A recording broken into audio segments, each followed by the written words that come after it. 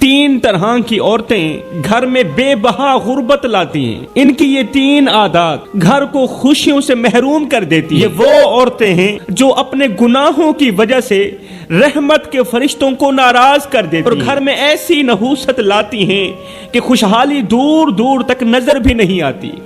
حضرت حکیم لقمان نے فرمایا اگر تم چاہتے ہو کہ تمہارا گھر جنت بن جائے، اگر تم اپنے گھر کو جنت بنانا چاہتے ہو تو ان تین طرح کی عورتوں سے ضرور بچنا.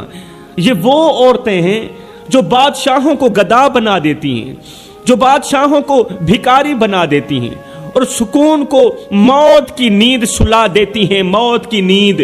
ایسی عورتیں گھر کے چراغوں کو بجھا دیتی ہیں اور خوشیوں کو ویرانی میں بدل دیتی ہیں. آپ غور کریں کہ آپ کے گھر میں وہ عورتیں تو موجود نہیں جو یہ تین گناہ بڑے شوق سے کرتی ہیں، اور اس لیے آپ کا گھر بھی غربت کی دلدل میں پھنسا ہوا ہے. عورتوں کے تین گناہوں کی وجہ سے تمہارا گھر بھی غربت کی دلدل میں پھنسا ہوا ہے. کہیں ایسا تو نہیں ہو رہا؟ اگر یہ عورتیں آپ کے گھر میں بھی موجود ہیں، تین گناہ شوق سے کرنے والی عورتیں اگر آپ کے گھر میں بھی موجود ہیں، تو پھر سمجھ لو آپ کے رزق کی برکت اور سکون کی نعمت خطرے میں ہے. رزق کی برکت بھی خطرے میں ہے، سکون کی گھڑی بھی خطرے میں ہے. یہ عورتیں ہر نعمت کو زوال میں بدل دیتی ہیں، ہر چھوٹی بڑی نعمت کو زوال میں بدل دیتی ہیں. کن کی وجہ سے؟ تین گناہوں کی وجہ سے. اور گھر کو پریشانیوں کا شکار بنا دیتی ہیں تین گناہوں کی وجہ سے. حضرت حکیم لقمان نے فرمایا ایسی عورتوں سے بچنا جن کے اعمال تمہارے گھر کی بنیادوں کو ہلا دیں. ایسی عورتوں سے ضرور بچنا جو تمہاری اولاد کا مستقبل تباہ و برباد کر دیں. ایسی عورتوں سے بچنا جن کی وجہ سے تم ساری زندگی ہمیشہ کے لیے غربت کی دلدل میں پھنسے رہو. اس طرح پھنسو کہ باہر نکلنے کو کوئی راستہ ہی نہ ملے. دوستو، اگر تم نے ان باتوں کو نظر انداز کیا جو میں تمہیں بتا رہا ہوں، تو یاد رکھو خوشحالی تمہارے دروازے سے بھی ہمیشہ کے لیے دور ہو سکتی ہے. اگر تم لوگوں نے میری باتوں کو نظر انداز کیا تو آخر وہ کون سی تین طرح کی عورتیں ہیں جو آنے والے رزق کو ٹھکرا دیتی ہیں؟ کون سی تین طرح کی عورتیں ہیں؟ فرمایا نمبر 1، غربت کے دنوں میں اپنے شوہر سے حرام کا تقاضا کرنے والی عورت. وہ عورت جو غربت کے دنوں میں اپنے شوہر کو کہتی ہے کہیں سے لے آؤ، حلال لے آؤ، حرام لے آؤ، میری ہر چھوٹی بڑی خواہش پوری ہونی چاہیے، کہیں سے بھی لے آؤ. یہاں پر میں تمہیں ایک دل دہلا دینے والا واقعہ سنانا ضروری سمجھوں گا. یہ ایک ایسا واقعہ ہے، اس نے لاکھوں کروڑوں بھٹکے ہوئے نوجوانوں کو راہ راست پر لگا دیا. یہ ایک ایسا واقعہ ہے لاکھوں کروڑوں کی زندگی میں انقلاب لانے کا ذریعہ بنا. آپ بھی ایک بار ضرور سنیں. اب جو عورتیں اپنے شوہروں سے حرام کا تقاضا کرتی ہیں نا، وہ بھی دل کے کانوں سے سنیں، اور جو غربت میں صبر کے ساتھ اپنے شوہر سے حلال کا تقاضا کرتی ہے وہ بھی ضرور سنیں. ایک دن ایک بہتے ہوئے دریا نے قریب کے پہاڑ سے کہا تم ایک ہی جگہ پر کھڑے رہتے ہو. بہتے ہوئے دریا نے قریب کے پہاڑ سے کہا کہ تم ایک ہی جگہ پر قائم رہتے ہو، کھڑے رہتے ہو، لیکن ایک میں ہوں جو ہمیشہ بہتا رہتا ہوں. ایک میں ہوں جو ہمیشہ بہتا رہتا ہوں. کیا زمین پر کوئی ایسا دل دہلا دینے والا واقعہ رونما ہوا ہے جو مجھے بہنے سے روک دے اور تجھے پگھلا کے رکھ دے، تجھے رلا کے رکھ دے؟ میں بہتا رہتا ہوں، تو ایک ہی جگہ پر کھڑا رہتا ہے. مجھے بتا، کیا زمین پر کوئی ایسا دل دہلا دینے والا واقعہ رونما ہوا ہے جو مجھے بہنے سے روک دے اور تیرے پتھروں کو پگھلا کے رکھ دے؟ اتنے میں آسمان سے ایک فرشتہ زمین پر اترا، کہنے لگا چپ کرو، میں تمہیں ایک دل دہلا دینے والی کہانی سناتا ہوں. میں تمہیں ایک کہانی سناتا ہوں. یہ ایک میاں بیوی کی کہانی ہے جن کی محبت اور صبر اور قربانی نے فرشتوں کو بھی حیران کر دیا، فرشتوں کو بھی رلا دیا. وہ کہانی کچھ یوں ہے کہ ایک غریب مزدور تھا جو روزانہ صبح سویرے اپنی بیوی کو دعا کے ساتھ رخصت کرتا اور خود کام پر نکل جاتا. بیوی ایک نہایت ہی عبادت گزار اور صابرہ عورت تھی، لیکن غربت نے اس کے دل کو تھوڑا سخت کر دیا تھا. بیوی ویسے عبادت گزار تھی، اس نے صبر کا دامن مضبوطی سے پکڑا ہوا تھا، لیکن غربت نے اس بیوی کو تھوڑا سخت کر دیا تھا. وہ اکثر اپنے شوہر سے کہتی کہ ہماری زندگی میں خوشحالی کب آئے گی، ہماری زندگی میں اچھے دن کب آئیں گے، کیا یہ غربت ہماری قسمت میں ہمیشہ کے لیے لکھ دی گئی ہے؟ آگے شوہر ہنس کر کہتا، بیوی صبر کرو، صبر کا دامن مضبوطی سے پکڑو، کیونکہ اللہ تعالیٰ صبر کرنے والوں کے ساتھ ہوتا ہے۔ اللہ اپنے بندوں کو آزماتا ہے۔ اللہ کے جو پیارے ہوتے ہیں نا، شوہر ہنس کر اپنی بیوی کو کہہ رہا تھا کہ اللہ کے جو پیارے ہوتے ہیں نا، اللہ کے جو محبوب بندے ہوتے ہیں نا، اللہ تعالیٰ انہیں آزماتا ہے۔ آزمانے کے بعد جب اس کے بندے کامیاب ہو جاتے ہیں، آزمائش میں کامیاب ہو جاتے ہیں، تو پھر اللہ اپنے بندوں کو اتنا نوازتا ہے کہ پھر حد کر دیتا ہے۔ پھر دنیا کے بڑے بڑے بادشاہ ان پر رشک کرتے ہیں، ان کے مقدروں پر رشک کرتے ہیں۔ مجھے اللہ پر یقین ہے کہ وہ ہماری دعائیں ضرور سنے گا، اللہ ہماری دعائیں ضرور سنے گا۔ لیکن بیوی کے دل میں بے چینی بڑھتی جا رہی تھی۔ کس چیز کی بے چینی؟ غربت کی بے چینی، کہ اس کی بیوی کا کوئی بھی خواب پورا نہیں ہوتا تھا غربت کی وجہ سے، کہ آخر ہم ان برے دنوں سے کب نکلیں گے، اس غربت کی دلدل سے کب نکلیں گے۔ ایک دن شوہر بیمار ہو گیا اور کام پر نہ جا سکا۔ بیوی نے گھر کے حالات کو دیکھ کر خود بازار جانے کا فیصلہ کیا تاکہ شوہر کے لیے کچھ کھانے پینے کا انتظام کرے۔ لیکن بازار پہنچ کر اس کے پاس پیسے نہیں تھے، کھانا خریدنے کے لیے پیسے نہیں تھے۔ وہ ایک دکاندار کے پاس گئی، کہا بھائی میرے پاس پیسے نہیں ہیں، لیکن کیا تم مجھے کچھ آٹا اور کھانے کا سامان ادھار دے سکتے ہو، ادھارا سامان دے سکتے ہو؟ دکاندار نے مذاق اڑاتے ہوئے کہا، جس طرح ہمارے دکاندار مذاق اڑاتے ہیں، اگر تمہارے پاس دینے کے لیے کچھ نہیں تو لینے کا حق کیسے ہے؟ برائے مہربانی ادھار مانگ کر ہمیں شرمندہ مت کریں۔ یہ کہہ کر دکاندار نے اسے خالی ہاتھ لوٹا دیا۔ بیوی دل شکستہ ہو کر گھر واپس آئی، خالی ہاتھ گھر واپس آئی، لیکن اس کے چہرے پر غصے یا بے چینی کے بجائے صبر کے آثار تھے۔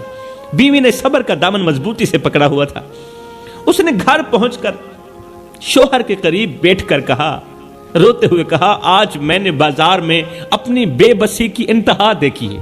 آج میں نے کسی غیر محرم مرد کے آگے ہاتھ پھیلایا ہے اور اس نے مجھے خیرات نہیں دی، مجھے آٹا نہیں دیا، اس نے ذرا بھی میری غربت پر رحم نہ کیا، ذرا بھی ترس نہ آیا اس۔ لیکن میں نے یہ سوچا ہے کہ اگر اللہ ہمیں آزمائش میں ڈال سکتا ہے تو وہی اللہ ہمیں اس دلدل سے نکالے گا بھی صحیح، اس آزمائش سے ضرور نکالے گا۔ لیکن آج سے میں کسی کو کوئی شکایت نہیں کروں گی، بس اللہ سے مدد مانگوں گی۔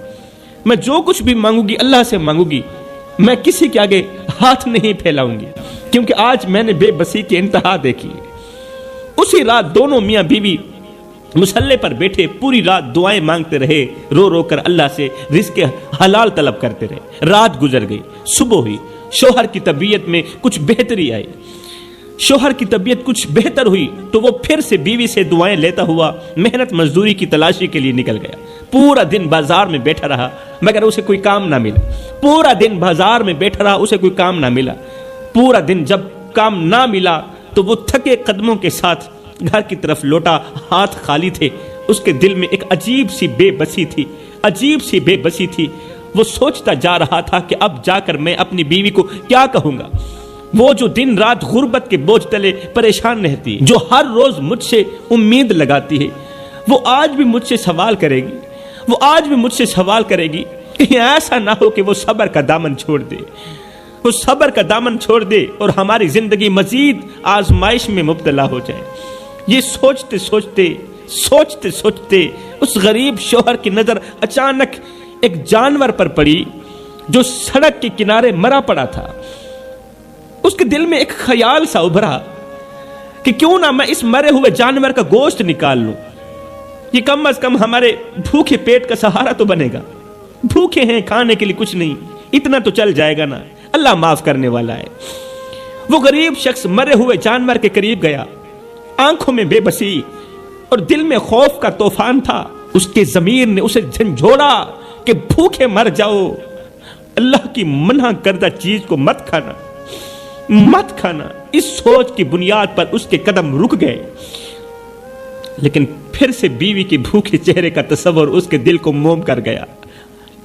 گھر میں بیوی 2 دن کی بھوکی تھی نا، اس نے لرزتے ہاتھوں سے مرے ہوئے جانور کے ٹکڑے نکالے، گوشت کے ٹکڑے نکالے، شاپر میں ڈالے اور رات کے سناٹے میں سر جھکائے اپنے گھر کی طرف روانہ ہوا۔ گھر کے قریب پہنچتے ہوئے اس کا دل زور زور سے دھڑکنے لگا۔ وہ سوچ رہا تھا کہ اگر بیوی کو معلوم ہو گیا کہ میں اس کے لیے حرام لے کر آیا ہوں تو وہ کیا کہے گی؟ میری بیوی عبادت گزار ہے، وہ مجھے کیا کہے گی؟ کیا وہ مجھے حقارت کی نگاہ سے نہیں دیکھے گی؟ لیکن پھر اس نے خود کو دلاسا بھی دیا، کہا یہ سب میں مجبوری کے ساتھ کر رہا ہوں، میں مجبور ہوں، اور مجبور آدمی کچھ بھی کر سکتا ہے، یہ سب میں مجبوری میں کر رہا ہوں، ورنہ میرا دل کبھی بھی حرام کے لیے آمادہ نہ ہوتا، میرا دل کبھی بھی حرام کھانے کے لیے تیار نہ ہوتا۔ خیر گھر پہنچ کر اس نے دروازہ کھولا، بیوی اندر بیٹھی بے چینی سے شوہر کا انتظار کر رہی تھی۔ جیسے ہی اس نے شوہر کو دیکھا تو اس کی آنکھوں میں امید کی کرن جھلکنے لگی۔ وہ بولی، کیا تم کھانے کے لیے کچھ لے کر آئے ہو؟ میرے پیٹ کے لیے کچھ بندوبست کر کے آئے ہو؟ شوہر نے شاپر کو ایک کونے میں رکھتے ہوئے نظریں جھکاتے ہوئے کہا، ہاں لایا ہوں، یہ اٹھا لیجیے، پکا لیجیے۔ بیوی نے خوشی سے شاپر سے گوشت نکالا، اسے دھویا، ایک دیگچی کے اندر ڈالا، چولہے پر دیگچی رکھی، نیچے آگ جلا دی۔ چند لمحے بعد جب دیگچی کا ڈھکن ہٹایا تو دیکھ کر حیران رہ گئی کہ دیگچی کے اندر گوشت کی جگہ خون ہی خون ہے، دیگچی کے اندر خون ہی خون ہے، اور اس خون سے حرام کی بدبو آ رہی ہے، حرام کی بدبو آ رہی ہے، اور دیگچی کے اندر خون ہی خون ہے۔ بیوی کی آنکھیں حیرت اور خوف سے پھٹی کی پھٹی رہ گئی، ہاتھ لرزنے لگے، اس سے بو برداشت نہ ہو پا رہی تھی۔ وہ فوراً شاپر اور دیگچے لیے شوہر کے پاس پہنچی۔ وہ شوہر جو صحن کے کونے میں چپ چاپ بیٹھا رو رہا تھا، اس کے پاس آ کر کہا، مجھے سچ بتانا کہ یہ گوشت کہاں سے لائے ہو، گوشت کہاں سے لائے ہو، حقیقت چھپانا مت، مجھے سچ بتانا۔ شوہر نے نظریں جھکا لی، اس کے چہرے پر شرمندگی کے سائے تھے۔ لرزتی ہوئی آواز میں اس نے کہا، میں مجبور ہو گیا تھا، تیری بھوک، تیرے چہرے کی مایوسی میرے دل پر بوجھ بن گئی تھی، میں نہیں سمجھ پایا کہ میں کیا کر رہا ہوں، تیری بھوک نے مجھے اندھا کر دیا تھا، تیری مایوسی نے مجھے اندھا کر دیا تھا۔ یہ سنتی ہی بیوی آنسوؤں کے ساتھ شوہر کے قدموں پر پڑ گئی۔ روتے ہوئے بیوی نے کہا، اے میرے سرتاج، ہمیں بھوک سے مرنا قبول ہے لیکن حرام کھانا کبھی قبول نہیں ہے۔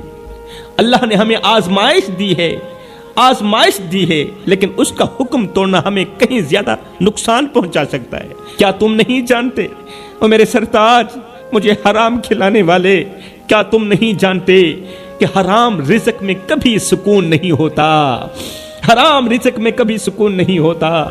جو عورتیں اپنے شوہروں کو حرام کمانے پر مجبور کرتی ہیں وہ دنیا کی بدبخت عورتوں میں سے ہوتی ہیں، وہ دنیا کی بدقسمت عورتوں میں سے ہوتی ہیں۔ بیوی کا یہ جملہ کہ میں بھوک سے کیوں نہ مر جاؤں، مجھے حرام کا لقمہ مت کھلانا، مجھے حرام مت کھلانا، ہائے یہ جملہ اللہ کی ذات کو اتنا پسند آیا کہ اللہ کی ذات اسی لمحے کے اندر ان پر مہربان ہو گئی، ان دونوں میاں بیوی پر مہربان ہو گئی۔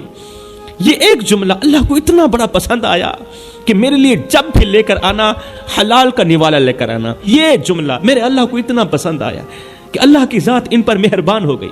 اے میرے شوہر، میں بھوک سے کیوں نہ مر جاؤں، مجھے حرام مت کھلانا، مجھے موت منظور ہے، حرام منظور نہیں ہے، موت قبول ہے، حرام قبول نہیں ہے۔ مطلب کہ عورت کا یہ ایک ایسا جملہ ہے جو گھر میں بے بہار رزق لاتا ہے، غیب سے رزق لاتا ہے۔ اب پوری رات یہ عبادت میں بیٹھے رہے، اللہ کی عبادت میں مصروف رہے۔ دوسرے دن کا سورج طلوع ہوا، اس کا شوہر گھر کے باہر بیٹھا تھا، اچانک ایک اجنبی شخص ان کے دروازے پر آیا، کیونکہ اب آزمائش کے دن نکل چکے تھے، اب پریشانیوں کے دن ختم ہو چکے تھے، اب اچھے دن آنے والے تھے۔ اچانک ایک اجنبی شخص ان کے دروازے پر آیا اور کہا کہ بھائی، میں آپ کے گھر کے پاس سے گزرا، آپ کے گھر سے مجھے جنت کی خوشبو آئی ہے، آپ کے گھر سے مجھے جنت کی خوشبو آئی ہے، کیا میں یہاں ایک رات گزار سکتا ہوں؟ جنت کے اندر مجھے ایک رات گزارنے دو گے؟ کیا میں ایک رات گزار سکتا ہوں؟ یہ بات سنتے ہی یہ غریب شخص پریشان ہو گیا کہ اگر میں نے مہمان کو اپنے گھر بٹھا دیا تو ظاہر ہے کھانا بھی کھلانا پڑے گا، پانی بھی پلانا پڑے گا، جبکہ ہمارے گھر میں روٹی کا ایک ٹکڑا بھی موجود نہیں، سوکھی روٹی کا ٹکڑا بھی موجود نہیں، ہمارے اپنے کھانے کو نہیں، مہمان کو کیا کھلائیں گے؟ بیوی نے کہا تم پریشان مت ہو، مہمان کو اپنے کمرے کے اندر بٹھاؤ، مہمان کو اندر جگہ دو، کمرے کے اندر بٹھاؤ، اور یہ لو میرا ایک لباس، یہ لو میرا ایک لباس بیچ کر مہمان کے لیے کھانے پینے کا بندوبست کرو۔ شوہر نے ایسا ہی کیا، شوہر نے ایسا ہی کیا۔ اجنبی شخص نے وہیں رات گزاری اور صبح جاتے وقت ایک تھیلا دیا غریب کو۔ اجنبی نے صبح واپس جاتے وقت اس نے غریب کو ایک تھیلا دیا اور ساتھ میں کہا یہ جو تھیلا ہے یہ آج سے 20 سال پہلے میرے مرشد نے مجھے دیا تھا، اور ساتھ میں کہا تھا کہ جب بھی اور کہیں بھی جس گھر کے اندر سے تجھے جنت کی خوشبو آئے، اللہ اکبر، زندگی کے کسی موڑ پر بھی، کسی سفر میں بھی، جب بھی اور کہیں بھی جس گھر کے اندر سے تجھے جنت کی خوشبو آئے، بس یہ امانت ان گھر والوں کو دے دینا۔ اس جنت کے اندر جو لوگ رہائش پذیر ہیں، یہ امانت اس گھر میں رہنے والوں کے سپرد کر دینا، یہ امانت اس جنت کے اندر رہنے والوں کے سپرد کر دینا۔ لہٰذا بھائی یہ لیجیے آپ کی امانت، اور مجھے اجازت دیجیے میں یہاں سے جا رہا ہوں۔ وہ تھیلا دے کر امانت ان کے سپرد کر کے مہمان وہاں سے چلا گیا۔ جب شوہر اور بیوی نے تھیلا کھولا تو دیکھ کر حیران رہ گئے کہ اس میں سونے اور چاندی کے سکے بھرے ہوئے تھے، کیونکہ اب مشکل وقت ختم ہو چکا تھا، اب آگے آسانیاں ہی آسانیاں تھیں، کیونکہ ہر مشکل کے بعد آسانی ہوتی ہے۔ تھیلا سکوں سے بھرا ہوا تھا اور وہ سکے چاندی کے نہیں تھے، وہ سکے سونے کے تھے۔ میرے بھائیو، یہ واقعہ ہمیں سبق دیتا ہے کہ جو عورتیں ہمیشہ اپنے شوہروں سے حلال کا تقاضا کرتی ہیں وہ اپنی زندگی میں اچھے دن ضرور دیکھتی ہیں۔ قسم ہے اللہ پاک کی، ایسی عورتیں اپنی زندگی میں اچھے دن ضرور دیکھتی ہیں، اپنی زندگی میں عروج ضرور دیکھتی ہیں۔ ایسی عورتیں جلد ہی مشکلات سے نکل جاتی ہیں۔ آج میرے معاشرے کی ہر ایک عورت پریشانی کی دلدل میں کیوں پھنسی ہوئی پتہ ہے تمہیں؟ صرف اس لیے کہ یہ عورت حلال اور حرام کی تمیز نہیں کر پا رہی، اسے حلال و حرام کی تمیز کا پتہ ہی نہیں، اس لیے تو اس کے گھر میں پریشانیوں کے علاوہ اور کچھ بھی نہیں۔ تو فرمایا اگر تم اپنے گھر میں بے بہا رزق لانا چاہتی ہو، غربت اور پریشانیوں سے بچنا چاہتی ہو، تو اپنے شوہر سے حلال کی ڈیمانڈ کرو، حرام سے بچو، پھر دیکھنا کیسے تمہارے گھر میں خوشحالیاں آتی ہیں، پھر دیکھنا تم زیرو سے ہیرو بن جاؤ گے۔ گھر کا رزق ختم کرنے والا جو دوسرا گناہ ہے وہ ہے تکبر۔ تکبر چاہے مال کا ہو، دولت کا ہو، حسب کا ہو، نسب کا ہو، انسان کو تباہ و برباد کر کے ہی دم لیتا ہے۔